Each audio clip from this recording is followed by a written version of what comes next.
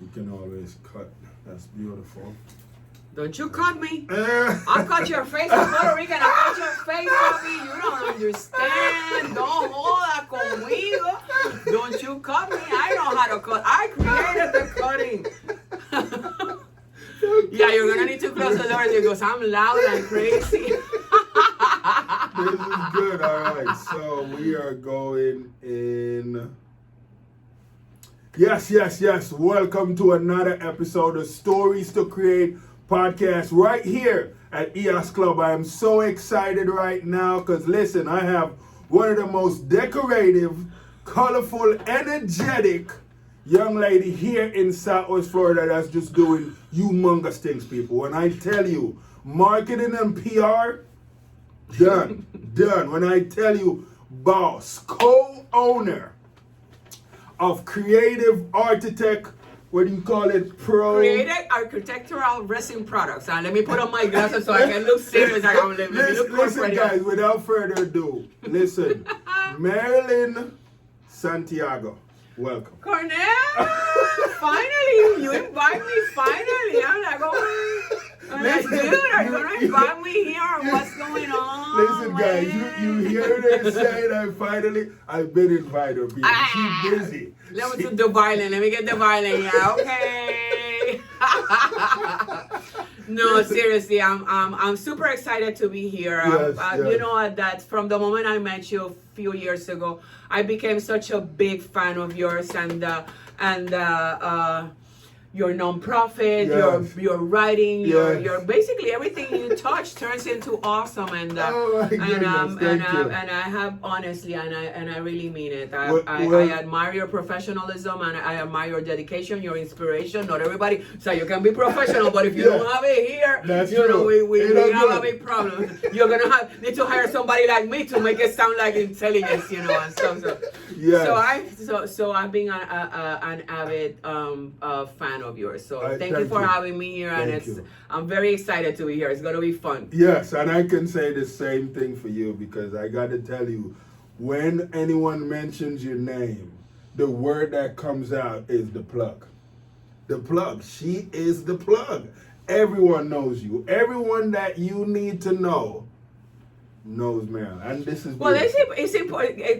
It's not who you know, it's who picks up your phone calls. It's who picks up the phone calls, because sometimes I work in the entertainment industry for many years. You were not born. But I knew everybody. So I worked with everybody, with big artists and stuff, and everybody was so excited. Oh my God, you know this and this and this and this. And I was, you know what? Knowing, so I can know you from checking you online. I can know you from seeing you on an interview like we're doing now. But it's who picks up your phone calls. If you say, Pitbull, and he doesn't pick up your phone call, you don't know Pitbull, you met Pitbull, that's different, it's who picks up your phone call. So that disclaimer. I like that. And I got to tell you that I really admire a lot of what you've been doing, and all the ladies that's been watching you and been trying to follow, but it's hard because they're not you. But you know what? We all are individuals. We all have our blessings. We all have our characteristics, and as long as we embrace them and focus on them and make them available, I think that everybody has the potential to go for greatness. I truly agree. My blessing is that I went through so much in life that I don't want people to go through the stuff I did, and I want to make sure that everything is inclusive for people here, especially in this market. We were talking about the market. I was sneezing today. I came over sneezing like, achoo. I'm allergic to Fort Myers. Because sometimes there's a lot of discrimination, sadly, in this market, and there's other things that we need to work on, and I'm glad to have a big mouth so that I can express. Let them know we're going. So that I can help people not go through the stuff that I did. So that's pretty awesome. I like that. So what we're gonna do with our listeners today, we're gonna take our listeners back to the early years, to the little girl years. Okay. born, grew up? Where was that? I was born and raised in Puerto Rico. Oh, nice. I was born and raised in Ponce, Puerto Rico. Okay. And I'm glad you asked me that question, not for the I had a nice childhood, blah blah blah, but because I want your audience to think about their passions, okay? Because when I was born and raised in Puerto Rico, come from a beautiful family that they spoiled the living crap out of me, and I remember. We lived in a big house in Puerto Rico. Yeah. The kitchen, I lived with my mother and my grandmother. Okay. And in the kitchen there was a big dining room table, like a breakfast nook, but it was a big table. Yeah. And my mother had a small white transistor radio. Oh, okay. Yeah. And when I was a child, I probably can tell you, Sunshine, I probably be like 4 years old. Yeah. And while they were cooking and listening to music and listening to the radio, I just sit on the table and watch the radio. Yeah. For hours. They were cooking, I was stealing food, I was playing, I came back, I went back and watched the radio. Right. The thing about that, the importance of that for me is that little did I know I was becoming a radio program director. Ooh. I was noticing when the DJs messed up. Yeah. I was participating in all the elements of promotions that they had, like contests, like trivia questions and stuff like that. I was always I call it but I'm a baby. I'm a little piece of nothing, I want to answer the question. Yeah. And they were like, is that her again? Yeah. I'm your best listener. Come on, so you need to listen to me. Right. And before you were not born again. Yeah. They had turntables before. Right. So the DJ had to play the song, cue the other one, and then play the other one. And sometimes they got it by mistake and they played the same song twice. Oh. And that happened a lot. Okay. And I was the person calling, hey, yo, Mr. DJ, you played the song twice, and many years later, when I became for the first time a program director of a radio station, when my DJ did something like that, and I was calling them like, yo, you messed up, I was like, oh my God, that started when I became a program director when I was 4 years old. So passion. While you are growing up, you're gonna find elements of things that you love, and they might become your passion in life. So I come from Puerto Rico. I was raised in Puerto Rico with a beautiful family that loved and spoiled the living poop out of me. So you did school. You did primary and I high did school primary, high school, and college in Puerto Rico. In Puerto Rico. Okay. I it's funny because my family is Protestant.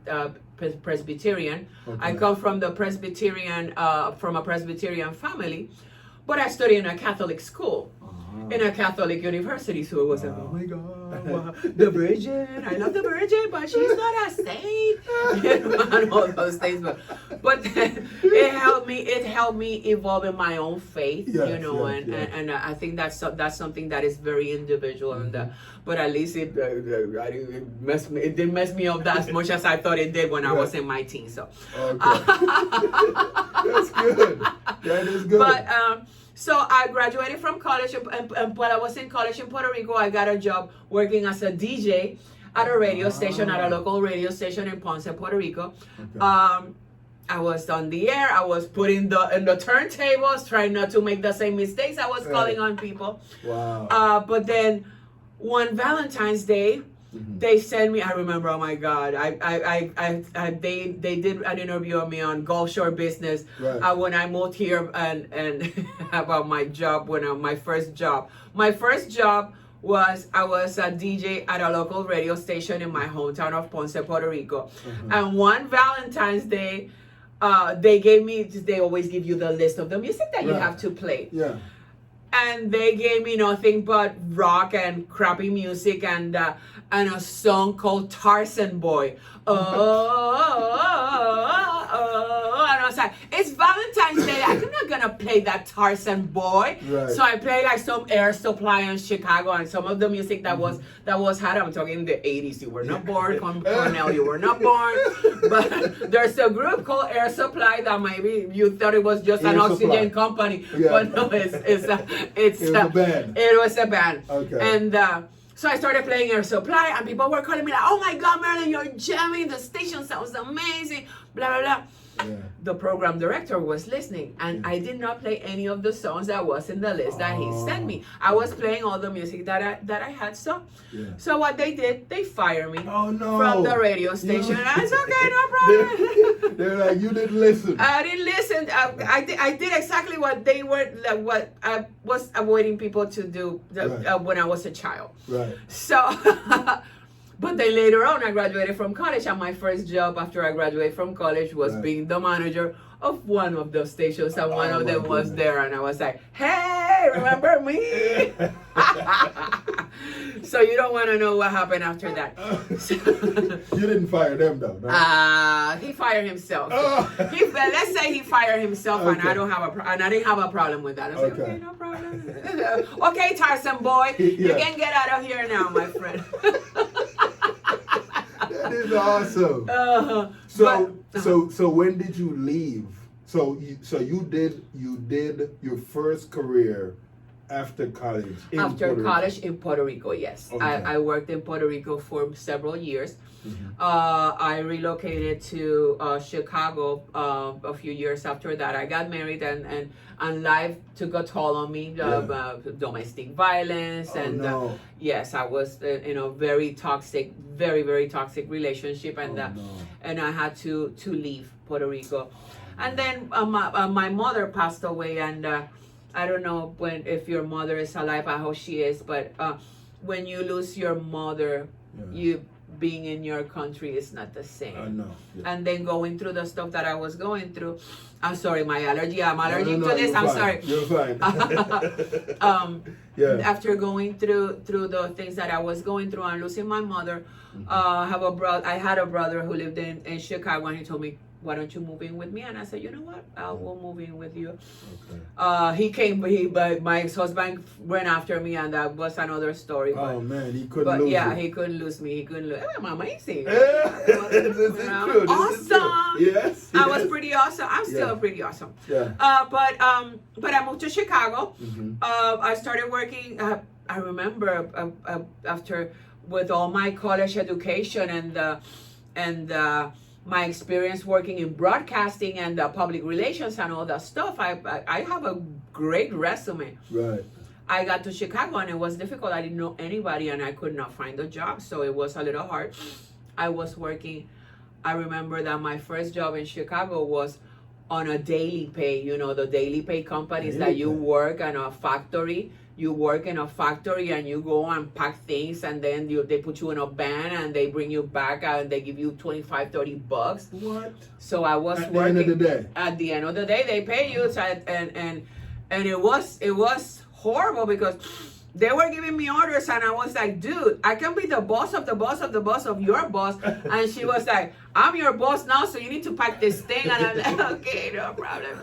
So I worked with that company for like 3 weeks so I can get my money to get my hair done, to get color my roots. And I'm like, I don't need to color my roots. You know? So, oh my goodness. So thank God after that I was connected with I went to an event that's the power of networking. Yes, Find your purpose, your passion, look for your passion, and then the power of networking. I started networking and going and meeting people and telling them, "Hey, I'm a badass, I'm super awesome, you need to hire me." So I met the director of the it's an office called Puerto Rico Federal Affairs. Mm-hmm. Basically, it's like the embassy. If Puerto Rico was not a part of the United States, it would have been the embassy of Puerto Rico in the United States. But it's like a federal office, Puerto Rico Federal Affairs, I was working as the assistant to the director and the press secretary. So there I connected with a lot of people. Yeah. I met who became my agent, my talent agent, because since I come from the radio industry, I was a DJ and I have a great voice. Yeah. So oh my God. Yeah, some credits for sunshine.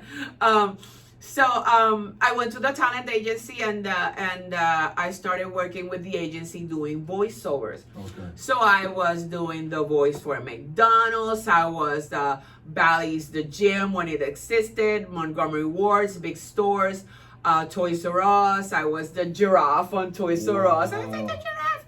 Yeah. I started doing dubbing for movies and stuff like that. So when they opened a radio station for the tropical market, for my market, right.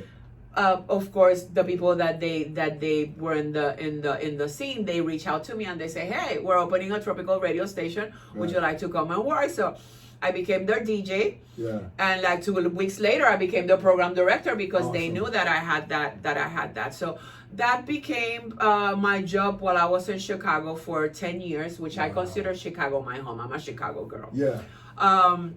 I became very connected with the community and the station. Although it was a small radio station, it became #1 in the city of Chicago, which was like super awesome. Yeah. People basically, it's the one thing in radio is called TSL. In the radio industry, it's called TSL. It's time spent listening. People were listening to the station from the moment they woke up to the moment they went to bed. Wow. So that was the time, and that was from an advertising standpoint. That's pretty awesome because if you want to promote the Cornell Bunting's new book, you buy some airtime on the station, right. And the people will listen to it. You know, it will not get lost in the flipping stations and stuff like that. My listeners, they were listening to my station from the moment they woke up to the moment they went to bed. So that was pretty awesome. I was blessed to help a lot of people with their careers. I made stars. Made stars, Cornell. There were people that they were, and Monstro and some other guys that they were just listeners and fans of the radio station. I put them to work on the radio stations and they blew up and they became stars, and still we are friends and we have a great relationship. I'm telling you, Chicago is my home. I'm a Chicago girl. When did you decide to leave Chicago? I decided to leave Chicago when my ex-husband was coming out of prison. The same day. Yeah. You can't hit us like that. So why did he even went to prison? Because he had a strong drug addiction, and sadly because everybody deserves to be happy, Cornell, and everybody does deserve to be happy. Yeah. Sadly, he had a turbulent past, and he succumbed to the drugs. Okay. And his addiction was stronger than his will to succeed, and sadly. He did a lot of bad things, including domestic violence, which I'm blind from one eye. I have broken ribs. I have my face is deformed. You look at me, you start saying like, oh, she is really messed up. You know, makeup is a good thing. Yeah. But so they caught him stealing, and sadly he had to go to prison.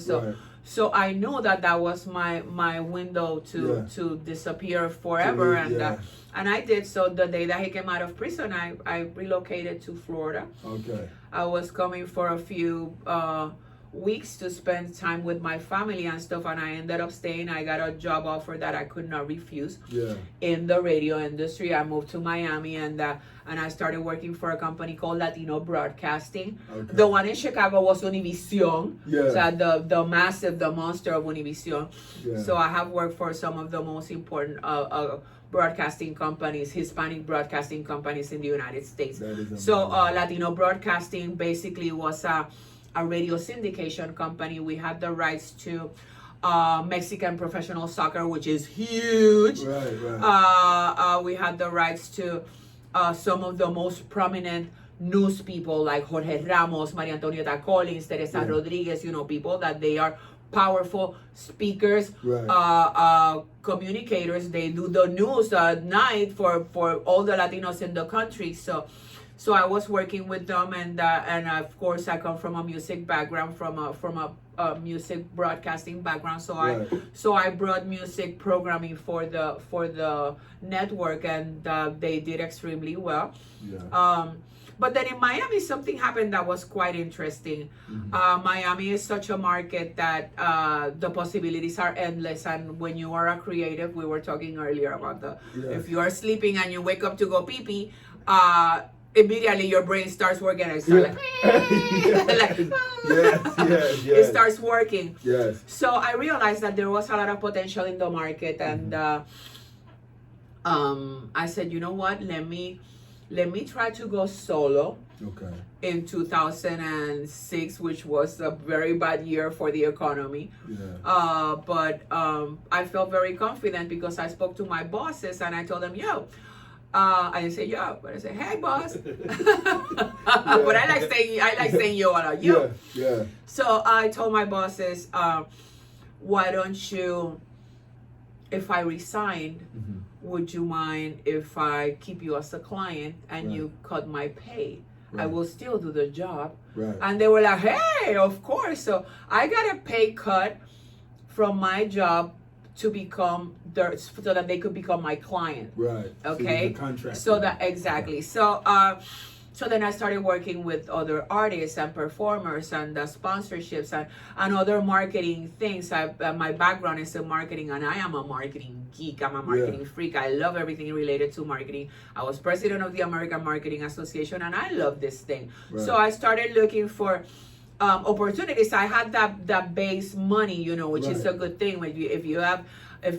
Another advice, if you have your dream and you want to pursue it, keep your job until you cannot keep it anymore. Okay, because it's good to have a steady flow of salary, a steady flow of cash while you are pursuing your dream, and then when you're ready, when you really got it, then you go. So don't try to pursue your dream when you're broke, because it's gonna be really, really difficult. It's gonna be bad. Okay, it's gonna be really bad. This is very true. So that's what happened, and I started working basically connecting. Since I come from an advertising background and marketing background, I started connecting artists and celebrities with the brands. Okay, so I was working with AT&T, with the advertising agency that had AT&T, so I was providing them with talent for their commercials, for their campaigns, for the whole concepts that they were developing.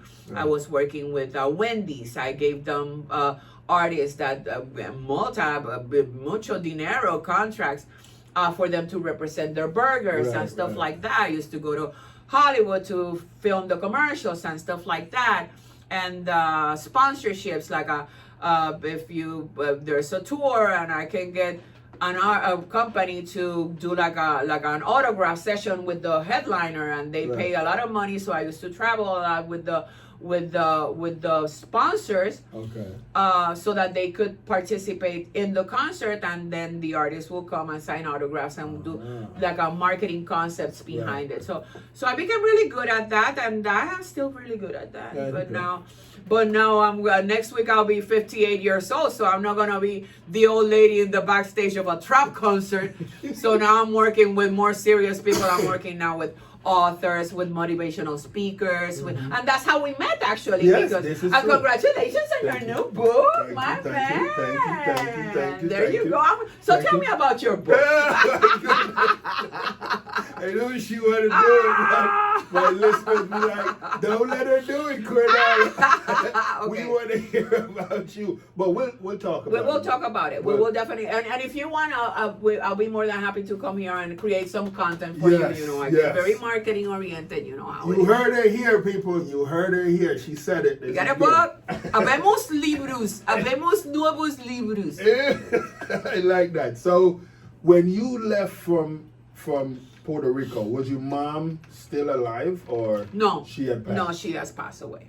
She had passed away, so that's why now it's different. I come from a very old family. Yeah. I said I'm gonna be 58, and I was my grandmother's youngest granddaughter. So I have cousins that they're like 90 years old. Wow. Most of my uncles and aunts. I just got one left, and when you come from a matriarch family, that it was very tight when I was a child, when I was an adolescent, but now everybody's dead and everybody's gone apart, and now finally through the grace of social media, I have been able to connect with the children of my cousins, with the children of my cousins per se. And but it's not the same. It's not like before, that everybody met, everybody gathered to play bingo, to go yachting. We used to have boats and stuff, so to go horseback riding and stuff like that. Wow. Not anymore. So now it's very difficult. So in the midst of all that, where was Dad? Oh, he was not there. He was not there. Oh, okay. So he was not there for me. He was really No, young. I met my father for the first time. I was 6 years old. He brought me a doll. He said, "I'm your father," and I was like, okay. Yeah. That was it. You wasn't excited? Hey. No, I was not too excited. I was basically more a little nervous. Yeah. I was very loved. Okay. I didn't lack my father's love, because I don't know if it was because my mother was raising me as a single mother, and I was living with my grandma, and I was her favorite. Wow. I was her favorite granddaughter. She had a favorite grandson, and that was like her son. But but we'll debate that sometime. I'll debate that. I still debate that with him. Yeah. But I did not. My siblings and all my family, we had a very big house, a large house, and I remember that there was a bedroom that we used to call the hospital, because it was so big. And since my grandma was there, but was raising us, my mother and my siblings and I, all my cousins of that age, they came over and lived at home. So they put like small beds all over, and there were like 10 beds in that bedroom, and they call it the hospital. So and I was their little baby, so everybody was loving me. I was like, so I'm a spoiled brat, no joke. I'm like, I'm spoiled, and I spoiled and proud, bratty and proud. I don't care. I love it. So I did not need the love. The second time I saw him was like a week after. He wanted to take me to the circus, but since you're noticing, I'm loud and crazy, and I'm like all over. So he took me to the circus, and I was like, oh, the elephant, let me run to the elephant. And he was a little upset because I was a little wired. Okay. So after that, I didn't see him anymore. No? I did not see him anymore until I was like 16 years old. Yeah. I was driving, I was with a friend of mine, I don't remember who I was with. And I said, oh, look at me, that's my father. So I went and I say hi. And I didn't see him again. I didn't see him again. Wow. And then after that, probably I was in my 20s. I reconnected with him. Yeah. I was already working on the radio. Right. He heard me on the radio. He heard me on the radio, and he reached out to me. So I went to him, and there we developed a better relationship.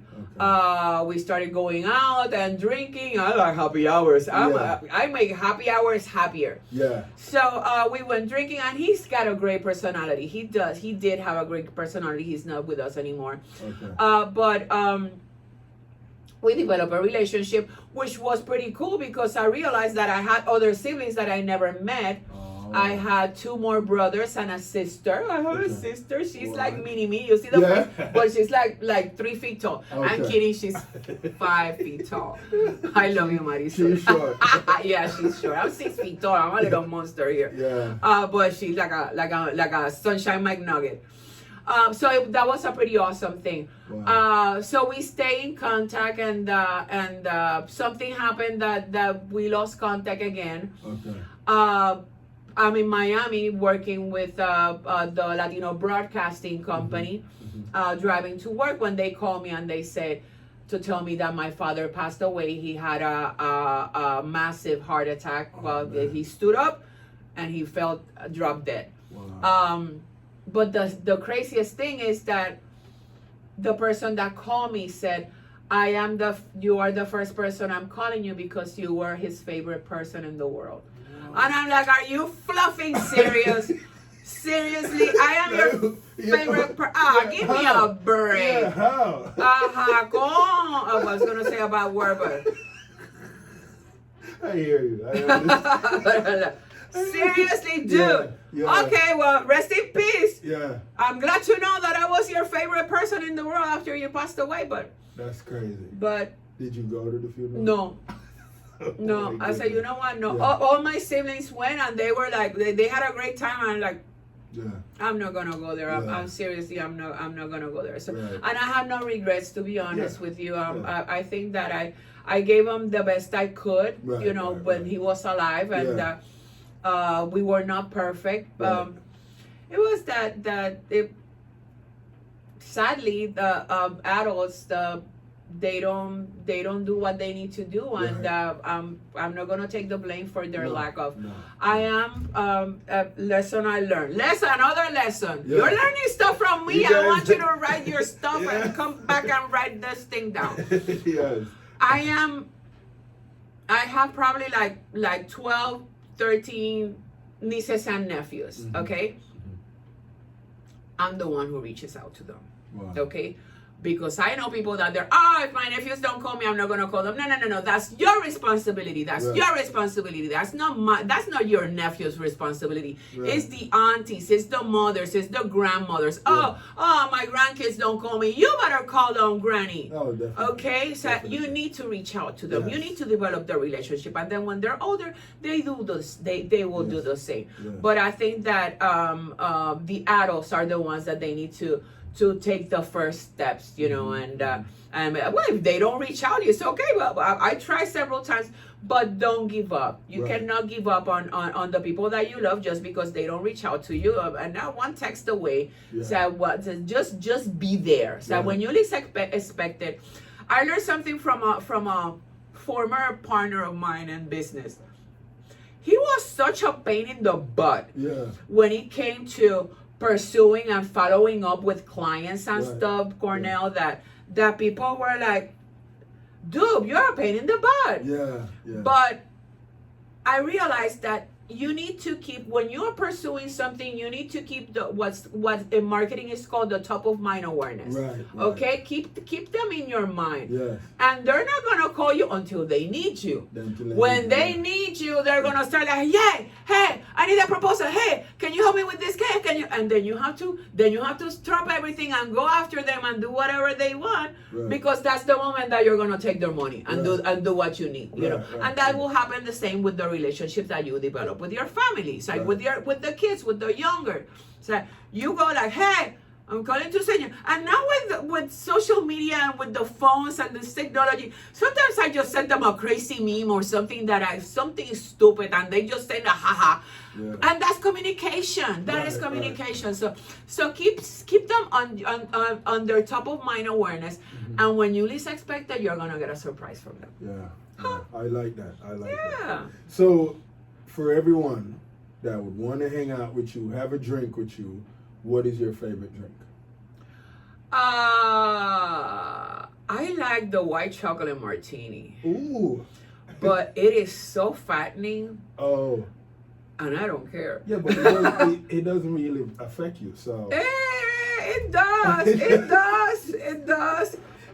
Especially my conscience. The next day I wake up like bloated, like, oh my god, there's a lot of Baileys and vodka here, sunshine. What have you done? So you used to drink Baileys. You I love Baileys. I love it. I love it. Well, there's less expensive versions that are pretty good as well. You know, I'm not gonna pay $40 for something that will cost me like 20. Come on. So I get the ghetto version. Well, not ghetto version. Yeah. My nephew told me, Titi, it's not ghetto. It's under. Under. The under version. Okay, the under. It's under. Let's go under. Okay, I'm under. I'm under. So let me ask you, with your height, did you ever get into any sports in school? Or? Yeah, come on, I'm 6 feet tall, man. Hello. I better use it for something good, you know. I was not modeling. We were talking about modeling in the past, you know. That doesn't pay the bills in some markets unless you're in New York or in Paris and stuff, and the competition is crazy. Right. So no, I played volleyball. Oh. I played and I became a professional volleyball player. I'm good. Ooh. I was good. I'm 6 feet tall. I just raised my hands and I blocked your hit. That's Just like that. That's it. You ever go on the beach and just play volleyball? No, beach volleyball is hard. Is it? Walking on the beach is hard. Imagine jumping on the beach for an hour completely. No. That's for I got. That's for the my respects to beach volleyball, to beach anything, to be I'll be at the beach under an umbrella with a big drink and a large stroller. That's it. Oh my goodness. No. Beach volleyball, no. That's too much for me. But I did play, and I loved it. Mm-hmm. Sadly, I cannot play anymore because of my domestic violence situation that I lost. I don't see right now. I'm standing here. I don't see you, Cornell, and it sucks. Oh no. So now, if the ball comes up, I have difficulty, with my vision. Yeah. So I cannot play, and I miss it so bad. Right, oh my God, I will be like super skinny and super fabulous. Now I have to go to the gym. But playing volleyball was for me. It was a lot of fun. Yeah. I still miss it. I miss it a lot. Did you play any sport? You told too. I did. What did you do? I did. I played cricket. I played rugby. I played football. Really? Well, when you guys hear football, I know you're probably thinking not American football. Soccer. Okay. So, I was gonna go. Okay. Yeah. So, and rugby. Yeah. Do you know any of those? I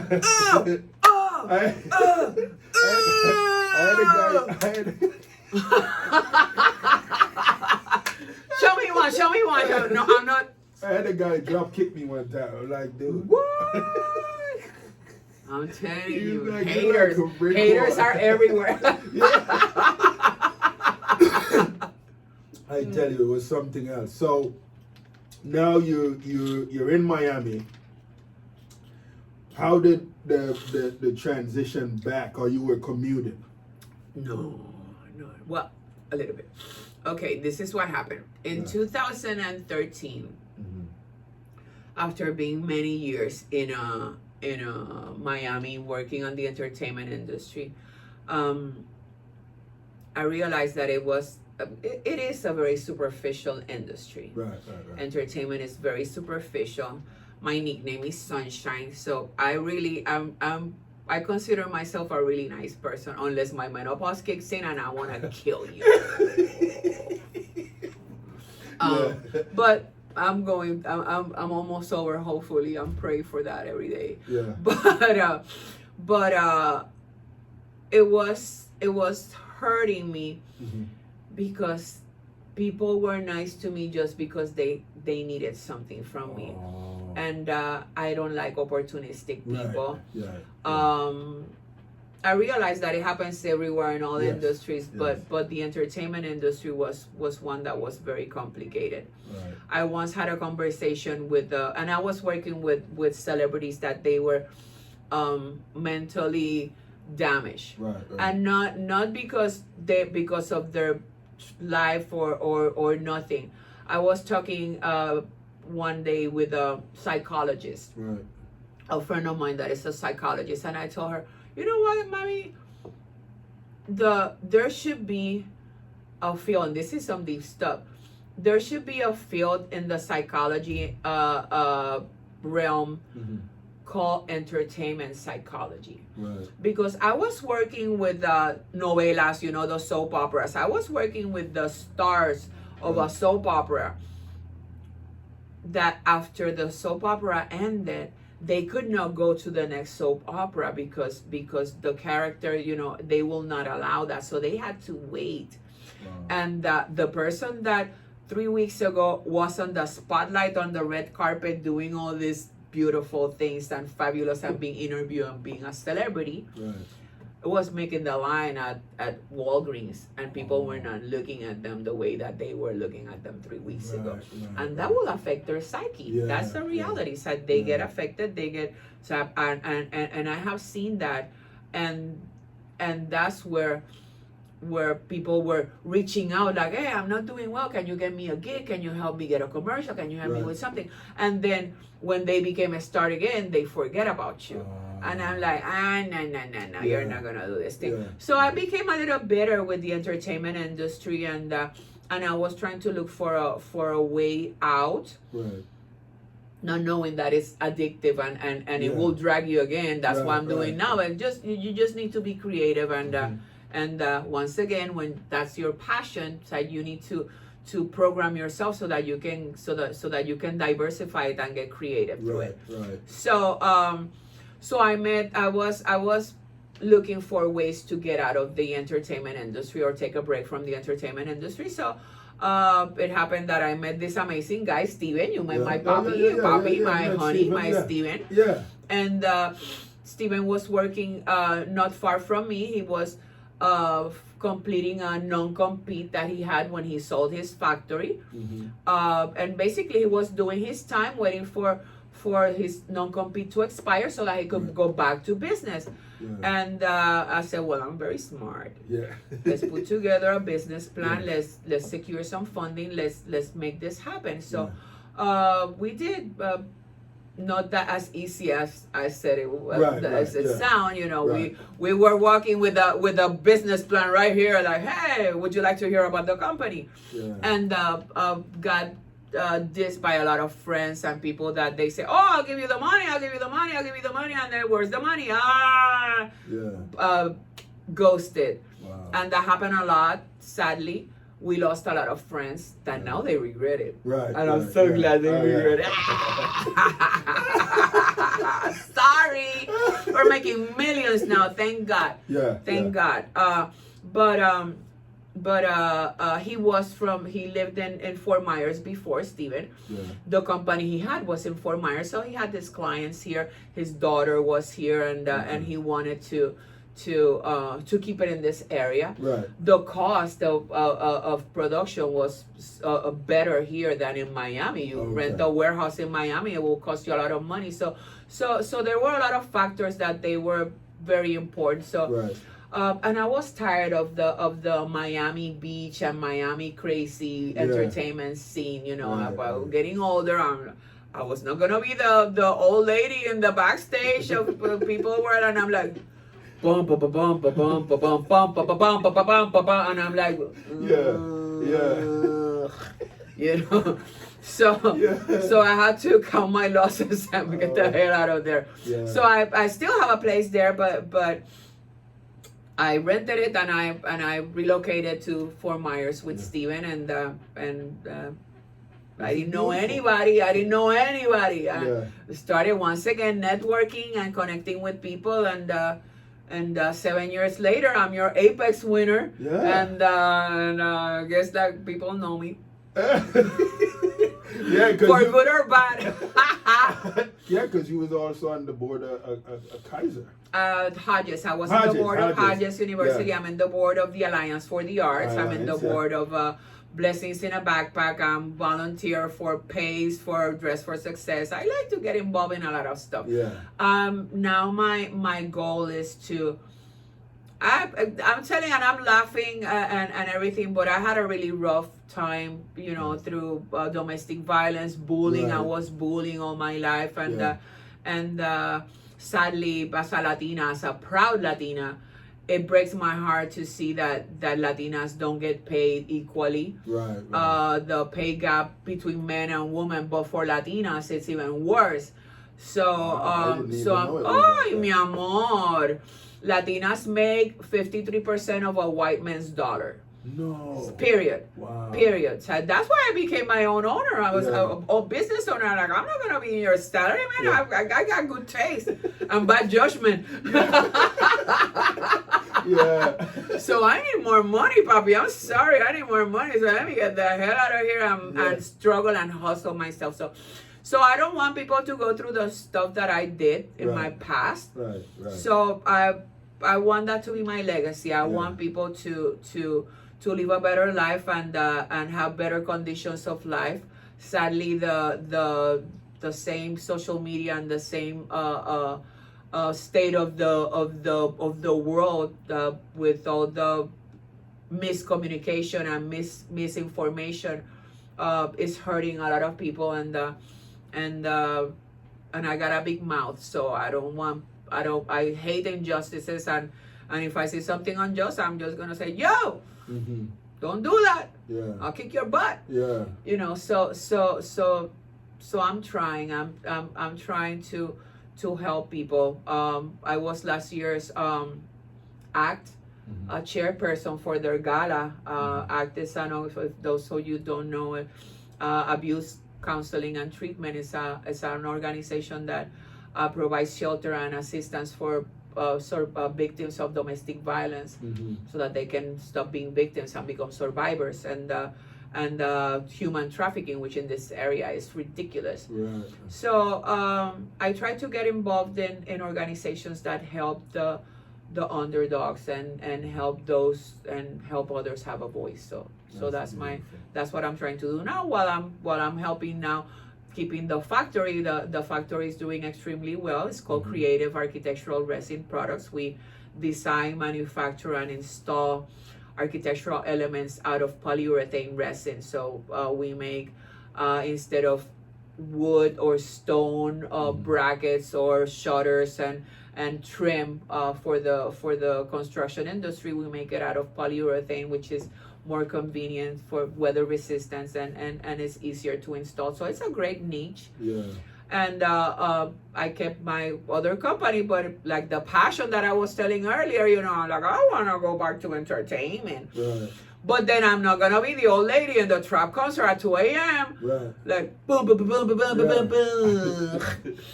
I'm not. Yeah. So I'm working with people that are more my age group, like speakers, authors, and producing events that are educational and inspirational and more organic for that sake. So it's pretty interesting. It has been a pretty awesome ride, and I hope that I leave you better than before you met me all my life. So that's my consigna in Spanish. That's my goal. It's ikigai. Find your purpose in life. If you was to choose between these two artists, which one would you go see? Enrique Iglesias, Carlos Santana. Oh, that's a tough one. That's a tough one because I know both of them, and both of them are super cool. Yeah.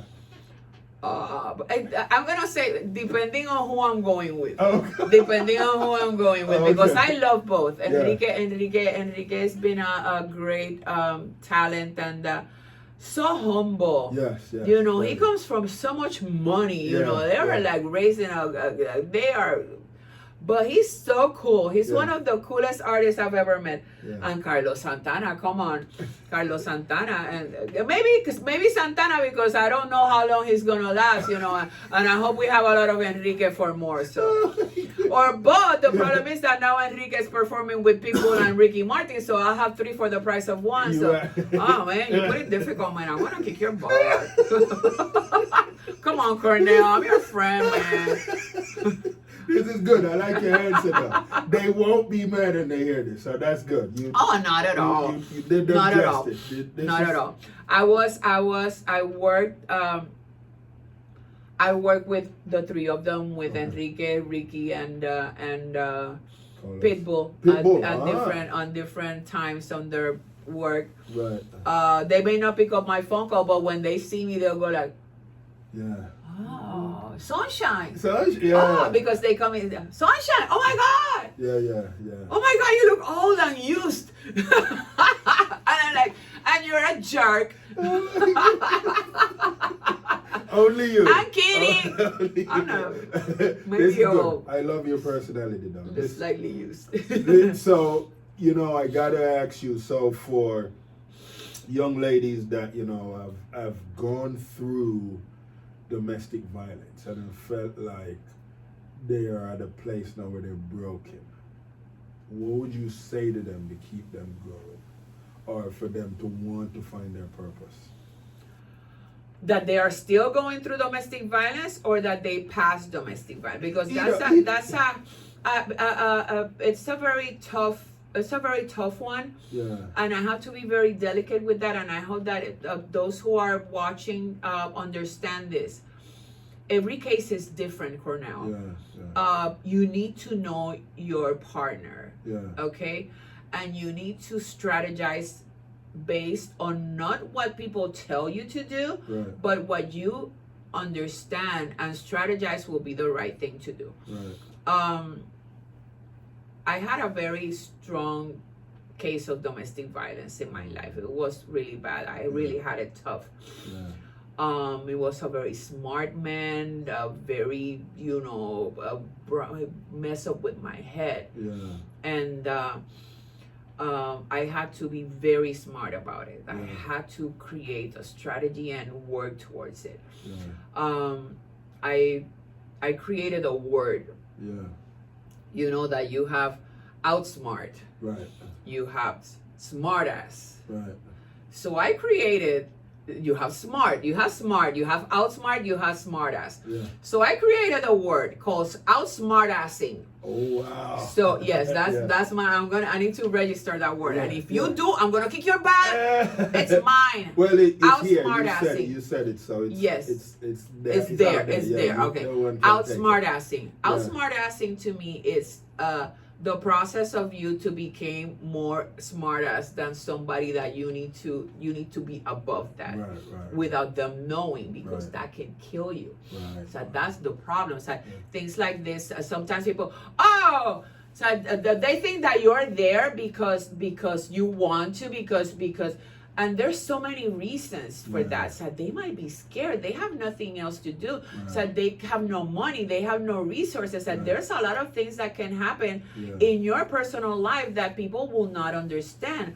But fear is one that really affected me, because I was the one bringing the money in the house. He was a junkie. He was doing $2,000 a day in heroin and crack cocaine.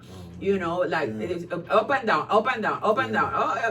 down. Horrible. The time that I was having was horrible.